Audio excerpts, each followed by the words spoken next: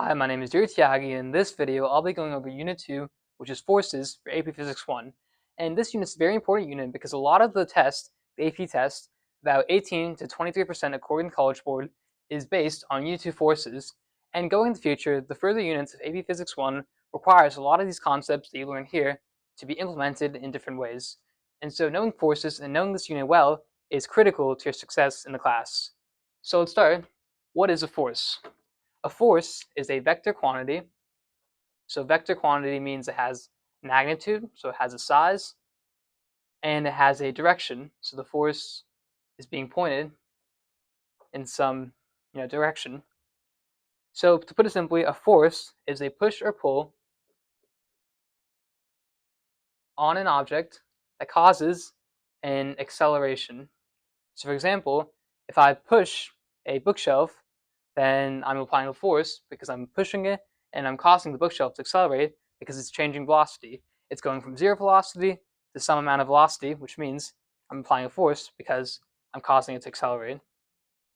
And so a force is an interaction between two objects. And so if we think back to the bookshelf example, the only two objects when I'm applying the force is me and the bookshelf. Those are two objects. I'm pushing it, the bookshelf is feeling it. So there's two objects when there's a force occurring. And then in a system, so a system is a collection of objects that we want to analyze. And so in a system, we can assume, or we don't have to assume, all the forces act at the center of mass.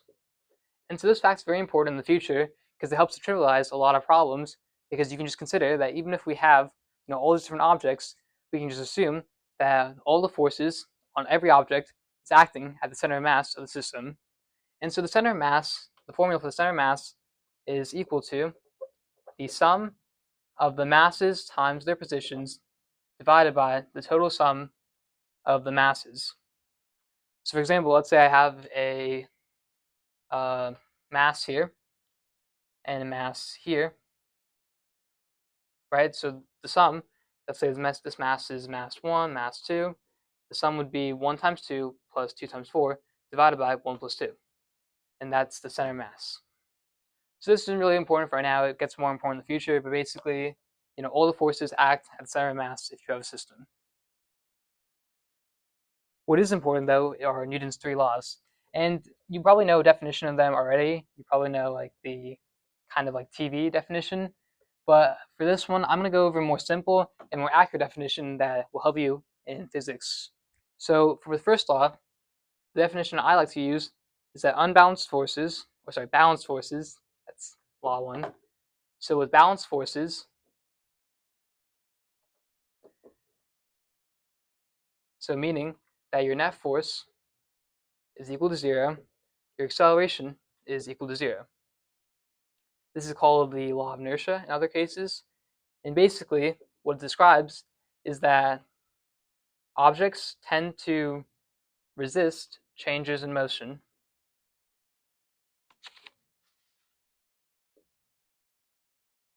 And basically what this means, if we have, like, let's say, imagine an object that's just traveling at a velocity of 5 meters per second, unless there's an external force being acted on it, like friction or gravity, that object's going to continue going on forever, and it's going to keep going because nothing's going to happen. Its acceleration is going to be 0, so the velocity doesn't change. It'll keep going in that direction. Because again, when that forces are balanced, meaning the net force is 0, acceleration is 0. And that's what our first law tells us. Conversely, our second law tells us that when we have unbalanced forces, so when F net doesn't equal 0, then we have an acceleration, and its acceleration is equal to the net force divided by the mass. Or in other words, force is equal to mass times acceleration. And so I prefer using this formula because it's more useful, but force equals mass acceleration is basically what the second law says. So when we have an unbalanced force, that means that we're going to have an acceleration because we have an unbalanced force, so it's going to be accelerating. And finally, the third law states that all forces come in pairs, and that these forces that come in pairs are equal in magnitude, but opposite in direction, And this and is the most important part that I think a lot of people leave out, which creates a lot of misconceptions. And they act on different forces. So the third law basically states that every force comes in a pair, which makes sense because forces are an interaction between two bodies, and so these forces are equal in magnitude, but they're opposite in direction, and crucially, they act on different objects. So they act on different objects, and what this means mathematically is we can say that if there's a force A, B, so force of A acting on B, then that force is equal to the negative of force B acting on A. So back to the bookshelf, when I'm pushing on the bookshelf, I'm applying a force in this direction. So we'll call this force of me on bookshelf. But the bookshelf's also applying a force on me. So if this is the bookshelf, the force of the bookshelf is also applying the same force in the opposite direction on me. So like so. And so what I just created here are two free body diagrams. And a free body diagram is basically a diagram where we take an object. So for example, me, we take an object, we represent it as a dot. So that object represents me. That dot is me, my center of mass. And then we draw all the forces acting on that object as arrows. So looking back at the bookshelf example, if we want to draw a free body diagram of myself acting on the bookshelf, what we would draw is we draw a force of me pushing, or sorry, not force of me pushing, because we're drawing a diagram of me. So when we draw a free body diagram, all the forces we draw are forces that are being acted on the object, not forces that the object is acting, the forces that are being acted upon the object itself. And so when I'm pushing the bookshelf, the forces that are being acted on me are gravity, a force from the floor, which is called a normal force, which I'll go into later, and a force from the bookshelf. Because again, remember, third law pair. So when I'm applying a force on the bookshelf, because of the third law, the bookshelf is also applying a force to me. And so that's our free body diagram for the bookshelf. And so the idea with third law is also that these two forces, these pairs, action-reaction pair, will never be on the same diagram. So never on the same diagram. And so they're always on different free body diagrams. So next I'll go through some forces, common forces you'll need to know. And so the first force is an applied force. This is given the symbol of Fa. An applied force is just basically a force, like a push or pull that someone does on an object. So like me pushing the bookshelf, that's an applied force. We also have the force of gravity, which is equal to mg. And the force of gravity is just the force of Earth pulling down on you because of gravitational effects. And so mg, in this case, g is equal to negative 9.81. But on the physics exam, you can just call it 10 because it's pretty close. And so that's the force of gravity. You also have the force of tension. And the force of tension comes from ropes.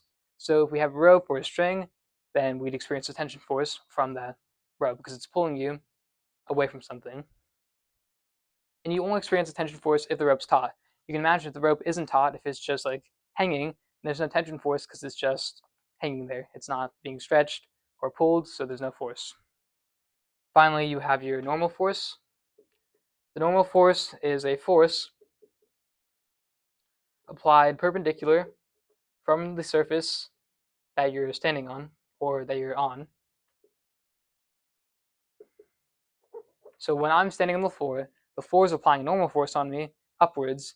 And you can imagine this is true because if, let's say there was no normal force, let's say that when I was standing on the floor, so there am I on the floor, then there's going to be a force of gravity, right? And so if there was no upwards force, then I would be accelerating downwards because of Newton's second law, acceleration equals force divided by mass. This is unbalanced force, so I'm accelerating downwards. But I'm not. In real life, I'm not actually accelerating downwards. And the reason why I'm not accelerating is because there's a normal force being acted on by the floor on me. This normal force is equal to the force of gravity, and therefore I don't accelerate and just like fall into the floor because of this normal force. And this normal force is always applied perpendicular to a surface. So if I have a surface like this, the normal force is going to be acted perpendicular to that surface. Next, we'll go over some harder forces.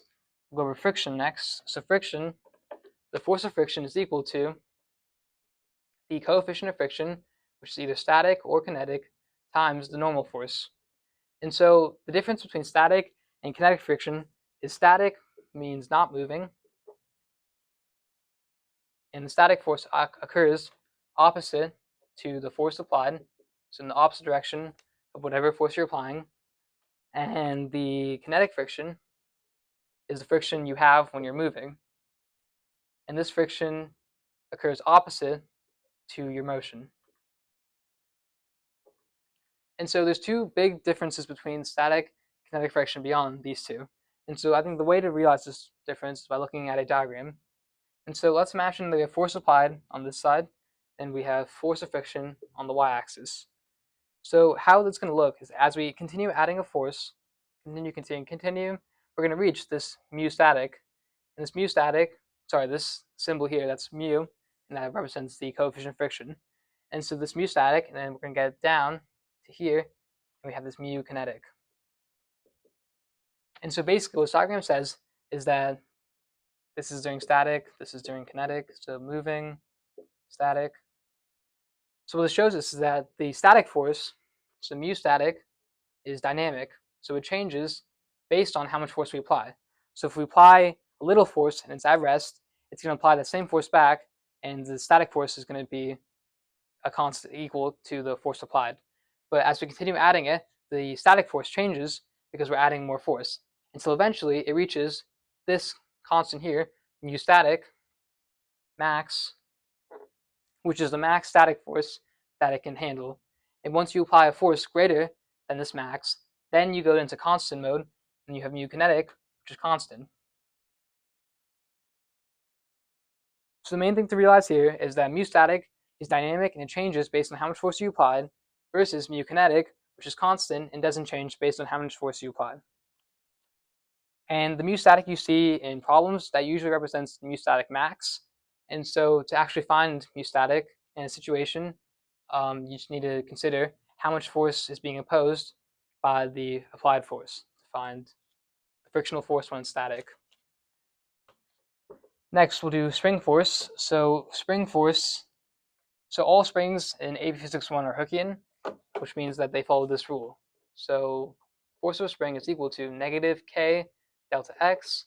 So delta X represents the position of the spring minus the position from equilibrium. K represents the stiffness, and K represents the spring constant. And then finally, the negative represents that the force points back to equilibrium. So it's a restoring force because it's trying to get you back, the object back to equilibrium. And so if we look at a graph quickly, like so, delta x on this axis, and then force spring on the y-axis, then what's going to happen is as we pull the spring away from equilibrium, so as we push it, so we can imagine a spring, right? This is equilibrium of the spring. So in this case, as we push it away, so delta x becomes negative, the force of the spring increases because it wants to go this way. It wants to come back to equilibrium this way. And so as we push the spring closer, it's going to increase the force of the spring. And then as we push it away, so as we pull it, so if we imagine here, if we're pulling it, right, this is equilibrium, the spring wants to go back this way. And so we're going to experience a negative spring force here. And so that's basically it. That's why we have a negative sign, because it's a restoring force and it wants to go back to equilibrium. And finally, this is one less common force, but it's also sometimes used. And this is the force of drag, which is equal to the coefficient of drag times velocity, or it can be velocity squared, velocity cubed, etc. If they're going to use force of drag, they'll give you, if it's the formula, but usually it's constant times some velocity term. And the force of drag occurs opposite to the direction of motion of an object. And the important thing to realize is that terminal velocity occurs when the force of drag equals the force of gravity. And the reason why is because that's when the acceleration is 0. And so it can't increase the velocity anymore because its acceleration is 0. And so terminal velocity is when force of drag is equals force of gravity. And finally, we'll go over one more type of motion. This isn't, you know, circular. It's called circular motion. And basically, how circular motion works is if we imagine an object, like so, going in the motion of a circle, then this object has the tangent velocity in this direction, but it also has an acceleration pointing to the center, and because of acceleration, it has a force. And the reason why it has an acceleration pointed inwards is you can imagine the velocity, even though it's constant, this is called uniform circular motion. So uniform means that it's a constant velocity. Even though the velocity is constant, its acceleration has an acceleration because the direction of the velocity is changing. So see, what's happening is as it turns, the direction of its velocity is changing and going round like that. So even though it's a constant magnitude, the direction is changing because of this centripetal acceleration, which is pulling it inwards. And the centripetal acceleration is occurring because we have a centripetal force pulling the object inwards. And so in uniform circular motion, meaning when the velocity is constant, the centripetal force, acceleration, is equal to the tangent velocity squared divided by the radius of the circle. And then the force, so force is equal to mass times acceleration, right? So the force in centripetal motion is equal to mv squared r. And those are two main formulas you need to know for circular motion. There's also the formula that velocity is equal to 2 pi r divided by the period. And so this makes sense because 2 pi r is the circumference, and the period represents how much time it takes to complete one full round in a circle. So by dividing the circumference, which is the total length, by the time it takes to do that length, you're going to get the velocity. And so the main process with solving these problems, these types of force problems, it's pretty simple. You have to first, actually let me write the process on the side. So the first step when solving any of these force problems is to make a free body diagram. And so a free body diagram is crucial to solving these problems because it allows you to see forces being acted on and allows you to then add up the forces and break them into components. So first, free body diagram. Then, once you have the free body diagram, you have to sum the forces using components. So you break down the forces into components using free body diagram, and then you sum the forces together. Finally, you then set it equal to, you set the net force, so delta F, equal to either 0, you set it 0 if it's equal to, the acceleration is equal to 0, you set it equal to ma if the acceleration does not equal 0, and then you set it equal to mv squared over r if the object is in circular motion. So based on what scenario it's in, you set it equal to one of these values. And then once you set it to one of these values, you just solve for whatever you're looking for. So now let's go over some quick problems just to see how we use this process. So let's say we have an object on an incline, like so, and it has mass m, and we're applying a force F. Let's say there's also friction, and the friction is obviously static friction because it's not moving. So my question is, what force do you need from this F to keep the object at rest? And so let's try to write a formula for this force. And so the first things first, we draw a free body diagram of the object, and also call this theta. So if we draw a free body diagram of the object, we see that there's a force being acted this way. We see that the force of gravity is acting downwards because the Earth is down. We have a force of friction this way, parallel to the plane, and that we also have a normal force perpendicular to the plane. And so those are all our forces being acted on in this object. So down we did the free body diagram. Next we have to sum the forces using components. And so in this case, the only forces we can sum are the force normal and the force because they're in the same axis. We can't sum this force because it's not on the same axis. So the first thing we have to do is break this force into components, which then allows us to then sum it later on. And so this force of gravity, we want to break it into components in the x and y directions. And so we know there's going to be a force of gravity in this direction, and we know there's going to be a force of gravity, call this one x. There's going to be a force of gravity y in this direction because the force vector is pointing this way. So now we need to figure out what is this force of gravity x actually equal to. And so you can do this by using geometry. So if we consider this object like so, right, the force of gravity is acting this way. Theta is here. This means this is 90 minus theta, which means that this is theta, which means this is cosine theta, because theta is touching that, so cosine theta. So this is m force of gravity times cosine theta. This is force of gravity times sine of theta, which means that FGX is equal to FG sine theta, while FGY is equal to FG cosine theta. But that's kind of hard to realize, especially because you don't want to do like a lot of geometry on the test. But an easier way to recognize if you use sine or cosine is just to realize, okay, what would happen if theta was equal to 0? So if theta was equal to 0, then we can see that all the force is in the y direction. So the force of gravity is in the y direction.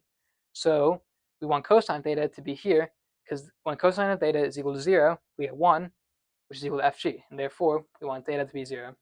Or sorry, we want fgy to be cosine. So that's a pretty easy way to figure out if you want to use cosine or sine. Just think about what would happen if it equals 0. Great, so now we have our forces and components. We have to sum them up. So if we sum the forces in the x direction, we have that the force of gravity, sine theta, minus the force of friction is equal to 0. Because it's not accelerating, we wanted to see what's happening if it's not accelerating.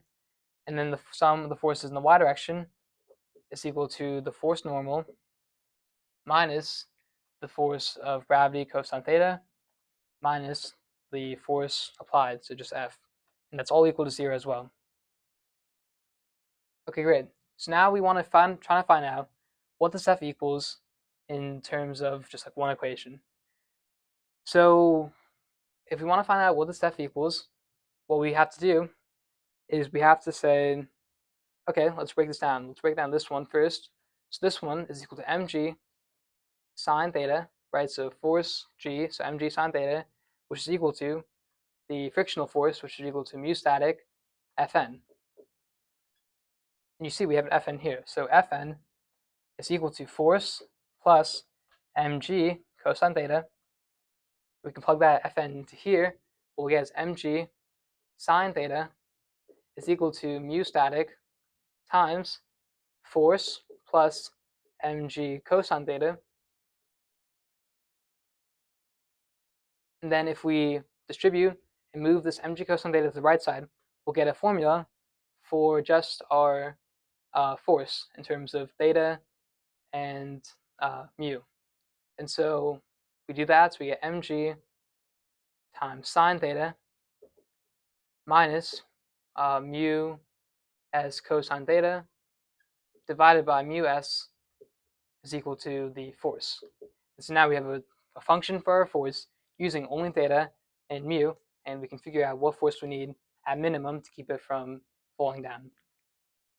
So as you can see, the process is pretty simple. Free body diagram, sum the forces using components, and then you set it equal to one of these based on the scenario you have.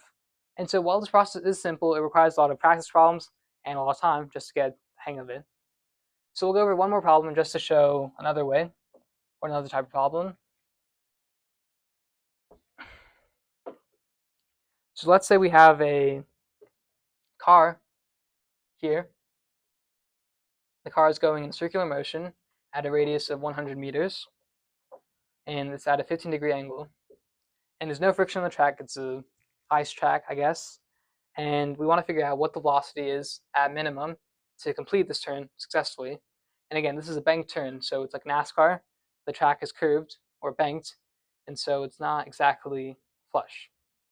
So first things first, free body diagram. So if we draw a free body diagram on the car, what we have is we have a normal force, we have the force of gravity, and that's it.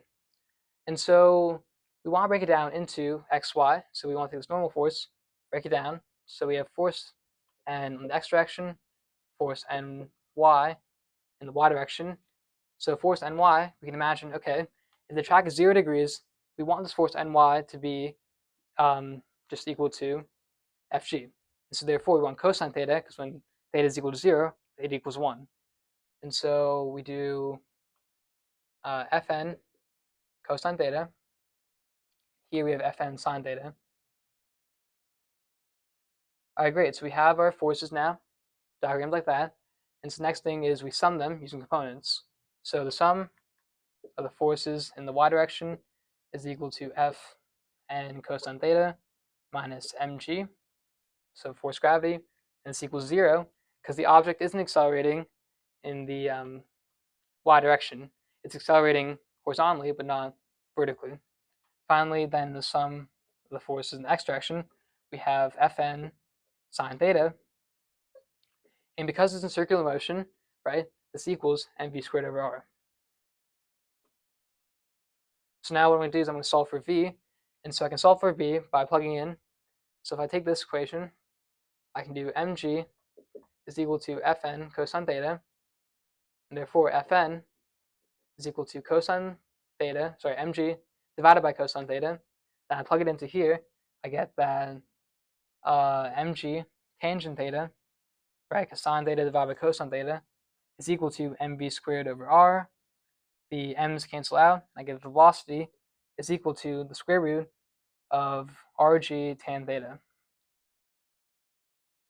From here, I can just plug in our values. I'll plug in 15 degrees for theta, and r is 100 meters. And if I plug that in, I get 16.2 meters per second for my final answer. So again, this problem wasn't too bad. Same process, free body diagram, sum the forces, and then set it equal to one of these based on the scenario you have. And again, these type of problems just require practice. They're not really too computationally difficult, but they just really require a lot of practice and a lot of time to figure them out. And yeah, that's Unit 2 Forces of Physics 1. Thank you all for watching, and I'll see you guys all tomorrow. Bye.